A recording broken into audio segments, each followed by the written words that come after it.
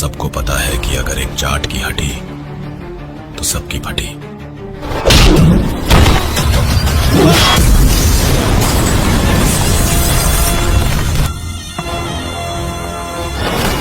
आठ बजे की शिफ्ट में 12 बजा था, कहने वाले तो हर पावर स्टार।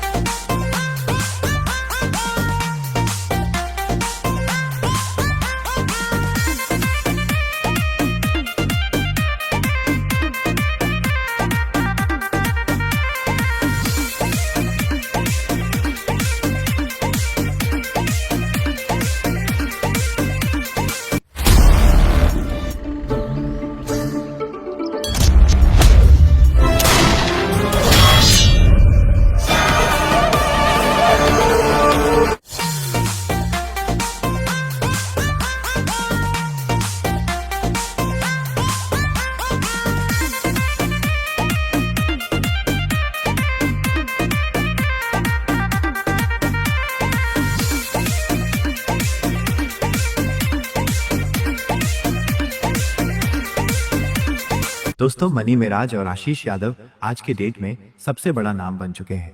आज इन दोनों का गाना रिलीज होता है तो कल मिलियन ऑफ व्यूज आ जाता है, यानी फैन फॉलोइंग करोड़ों में है इन दोनों की। तो एक बात पूछना चाहेंगे, इन दोनों में से आप किसके फैन हैं? कमेंट बॉक्स में नाम जरूर लिखिएगा। तो चलिए अब हम बात करते हैं इस मूवी के बारे में।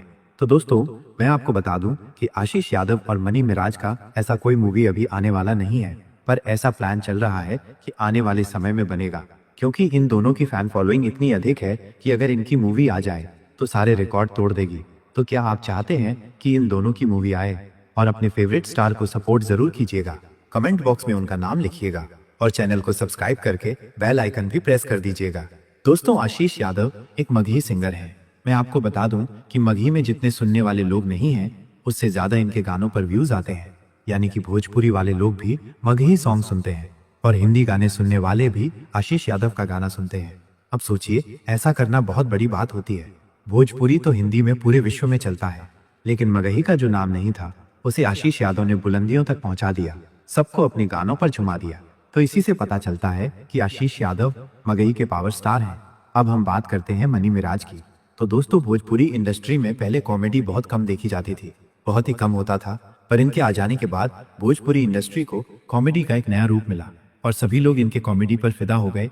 इनके करोड़ों फैंस बन गए और जैसे ही करोड़ों फैंस बने, अब ये गानों में भी काम करने लगे। ये गाना नहीं गाते हैं, पर किसी और के गाने पर एक्ट करते हैं और उनके एक्टिंग के कारण किसी भी नए सिंगर का गाना सुपर हिट हो जाता है। जैसे कि आप लोग इनके गाने जरूर सुने होंगे। अगर आप इनके फैन हैं तो कमेंट बॉक्स में नाम जरूर लिखिएगा और चैनल को भी सब्सक्राइब कर दीजिएगा।